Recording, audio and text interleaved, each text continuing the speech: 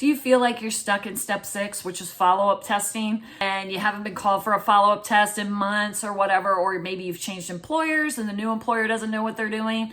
Don't worry, you haven't done anything wrong. I've gotten several calls this week about follow-up testing and issues with it, so I figured I'd make a quick video explaining what to do if certain things happen and you feel like follow-up testing isn't being completed like it should be. And if we haven't met, I'm Cindy Athey. I'm a DOT qualified SAP, so I help safety-sensitive employees like CDL drivers get through the SAP process. Step 6 in the clearinghouse is follow-up testing.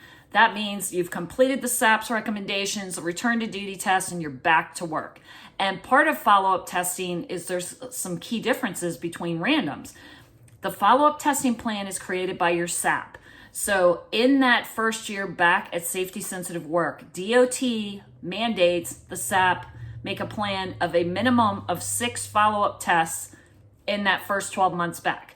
It could be more. Your SAP can adjust it how they want, but the minimum is 6. So if you're not being tested every 2 months, because that equals 12, then there's an issue going on and you need to pay attention to it, because if it's not done on schedule, your clearinghouse violates step 6 will be open longer than it should be, right? So the drivers ask, well, I haven't been tested in 4 months. What should I do? Reach out to your SAP.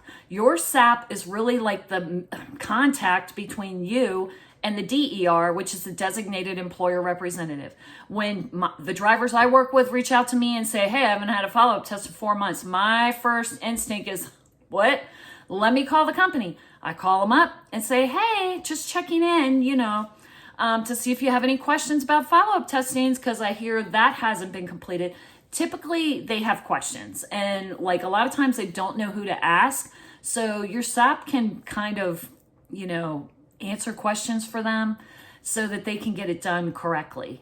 But remember, the SAP doesn't schedule follow-up tests. You can't schedule them yourself. And the SAP doesn't get follow-up testing results. So we don't know where you are in that plan. The DER at your company, or if you're an owner-operator, the consortium will know. They keep control of those records. Now, what about changing employers, right? So one of the questions was the old employer was not doing follow-up tests. Here's how you can tell if your employer is doing follow-up tests correctly. Randoms are not observed tests. Follow-ups and return to duty are observed DOT drug tests. So that means someone of the same gender will go into the bathroom with you. That's one key way, because I know you're not going to forget that. That's one key way to know whether it was probably a follow-up test. Also, I always encourage drivers to take a picture of the lab chain of custody form or the drug test order, because on the top, it'll say what type of test they're sending you for. So they'll check off like random, follow-up, RTD, reasonable suspicion, whatever, but it'll be on the top. So then you will know, and keep like a little log for yourself so you remember. You're not going to know how many tests are on the plan or how long the plan is. The SAP can only disclose that information to the employer or the consortium. It doesn't go to the driver, and that's per DOT. So anyways, let's get back to this employer thing. The old employer wasn't doing it correctly. Now we're with a new employer. How does follow-up testing work?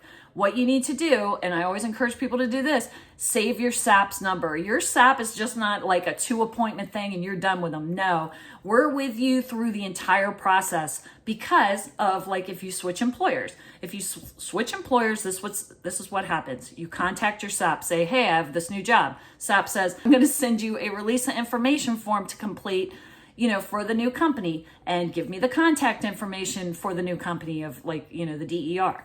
Because they'll have you sign the release of information form, and then they will forward the follow-up paperwork and testing plan to the new employer. Now, if the old employer was not doing the follow-up testing correctly, the new employer can do one of two things.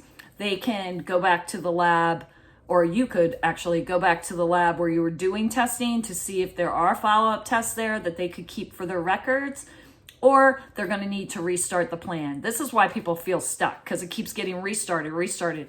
So it's really important that you be an advocate for yourself and you keep records of when you're taking these follow-up tests, or like taking screenshots of the chain of custody form. Keep it in a little folder on your phone, just to keep good records for yourself so this doesn't drag out for years.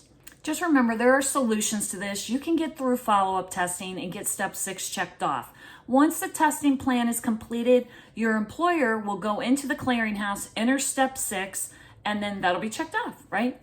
And remember, there are no quick fixes through this. So if you see scams online, like I'm thinking Facebook or wherever, no, they're scams. They want you to cash out the money so that they can clear your clearinghouse. No, the minimum is a year. So you're going to be in follow-up testing a minimum of a year up to 5 years, okay? And remember, if you have any questions, feel free to reach out. Here's my email, and don't forget to subscribe to the channel. I try to make videos weekly answering drivers' questions or explaining the process. And if you ever need any help, down in the description box is my link tree, which has some free drivers resources over there. There's some paid things too if you need some extra help. But anyways, until next time, take care and thank you for watching.